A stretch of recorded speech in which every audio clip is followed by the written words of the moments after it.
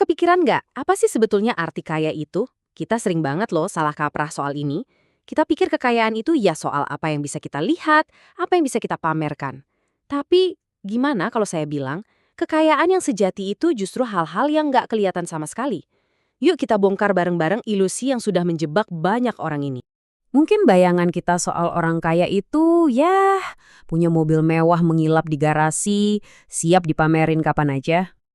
Atau jam tangan desainer yang harganya selangit, yang sengaja banget dipakai biar kelihatan pas lagi jabat tangan atau ngopi-ngopi. Dan tentu saja tiket penerbangan kelas utama yang rasanya wajib diposting ke media sosial, biar semua orang tahu gitu. Nah sekarang pertanyaannya simpel aja, apakah semua ini beneran wujud kekayaan atau jangan-jangan ini cuma fasad, cuma panggung yang megah tapi dibangun di atas tumpukan utang?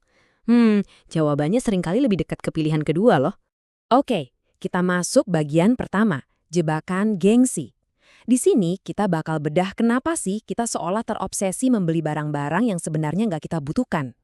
Ada kekuatan sosial tak terlihat yang secara sistematis mendorong kita buat terus belanja. Ternyata, ya keinginan buat pamer status lewat barang belanjaan itu bukan fenomena baru. Lebih dari 100 tahun yang lalu, seorang sosiolog bernama Thorstein Veblen udah nemuin istilahnya konsumsi mencolok atau conspicuous consumption. Dan motif utamanya kata dia adalah emulasi. Simpelnya ini adalah dorongan alami dalam diri kita buat yang nggak mau kalah dari tetangga. Nah, dorongan buat nggak mau kalah inilah yang kemudian menciptakan sebuah fenomena modern yang oleh ekonom Robert Frank disebut sebagai kaskade pengeluaran. Ini tuh kayak efek domino yang ngejelasin gimana gaya hidup orang kaya bisa bikin semua orang di semua level jadi ikutan boros. Gini loh cara kerjanya, semua dimulai dari paling atas. Ketika orang-orang super kaya membangun rumah yang lebih besar, standar rumah yang layak buat kalangan di bawahnya jadi ikut naik. Tiba-tiba, rumah yang tadinya kita rasa udah cukup, sekarang kok rasanya jadi kecil ya? Nah, tekanan ini terus mengalir ke bawah, menciptakan efek domino pengeluaran. Ini jadinya semacam perlombaan senjata finansial yang gak ada habisnya, yang ujung-ujungnya maksa orang buat ngutang demi kelihatan gak ketinggalan zaman. Oke, sekarang kita sampai ke intinya. Setelah kita bahas soal ilusinya, mari kita bongkar apa itu kekayaan yang sebenarnya. Jawabannya sederhana, kekayaan itu adalah uang yang tidak Anda lihat. Coba deh renungkan kutipan ini, kekayaan adalah aset finansial yang belum diubah menjadi barang-barang yang Anda lihat. Dengan kata lain, kekayaan sejati itu bukanlah apa yang Anda belanjakan, tapi sisa dari pendapatan Anda yang berhasil Anda simpan dan investasikan. Itulah uang yang bekerja untuk Anda bahkan saat Anda lagi tidur. Dan ini bukan sekedar teori loh, ada sebuah penelitian penting banget dari Thomas Stanley dan William Denko yang membedah kehidupan para jutawan di Amerika. Dan hasilnya, wah, mereka nemuin perbedaan yang sangat besar antara orang yang terlihat kaya dengan orang yang benar-benar kaya. Di satu sisi, ada kelompok yang mereka sebut akumulator kekayaan rendah. Mereka ini bisa jadi gajinya gede banget, tapi ya itu, setiap rupiah yang masuk langsung keluar lagi buat biayain gaya hidup, cicilan, dan status. Mereka ini jagonya menghabiskan uang. Nah, sebaliknya, ada akumulator kekayaan andal. Mereka ini jagonya menyimpan uang. Fokus mereka bukan gengsi, tapi gimana caranya nabung dan investasi secara konsisten.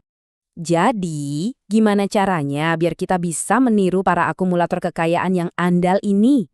Sebenarnya ada satu kerangka berpikir yang super simple, tapi dampaknya luar biasa untuk setiap keputusan keuangan yang kita ambil. Yuk, kita pakai definisi super sederhana dari Robert Kiyosaki. Sebuah aset, simpelnya adalah apapun yang memasukkan uang ke saku Anda. Nggak perlu definisi akuntansi yang ribet, cukup ini aja jadi tesnya. Apakah barang ini ngasih saya pemasukan rutin? Kalau iya, itu aset. Sebaliknya, liabilitas adalah apapun yang mengeluarkan uang dari saku Anda. Cicilan mobil, cicilan ponsel terbaru, langganan yang nggak perlu, semua simbol status yang kita kejar tadi, menurut definisi ini jatuhnya adalah liabilitas.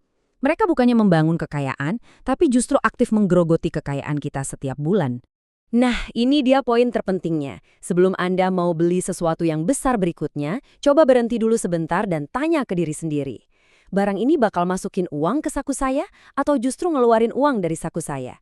Jawaban yang jujur untuk pertanyaan ini bisa benar-benar mengubah masa depan finansial Anda. Pada akhirnya, membangun kekayaan sejati itu bukan soal membeli barang-barang mewah. Ini soal membuat pilihan yang sadar, yang didasari oleh pola pikir dan perspektif yang benar. Ini nih, pemikiran dari Morgan Housel yang jujur dalam banget. Ternyata kekuatan superfinansial kita itu bukan gaji yang besar, tapi kemampuan kita untuk bilang cukup dan menolak tekanan untuk pamer. Dengan menolak konsumsi yang mencolok, kita secara otomatis menciptakan ruang untuk menabung dan berinvestasi. Jadi, kerendahan hati itu secara harfiah adalah mesin pencipta kekayaan. Dan inilah pesan utamanya. Yang paling penting dari semua ini, setiap rupiah yang Anda habiskan untuk membuat orang lain terkesan adalah rupiah yang tidak bisa Anda gunakan untuk membeli kebebasan Anda di masa depan. Jadi, pertanyaannya sekarang kembali ke Anda. Setelah memahami perbedaan yang begitu mendasar ini, jalan mana yang akan Anda pilih? Pilihan untuk terlihat kaya atau pilihan untuk benar-benar menjadi kaya?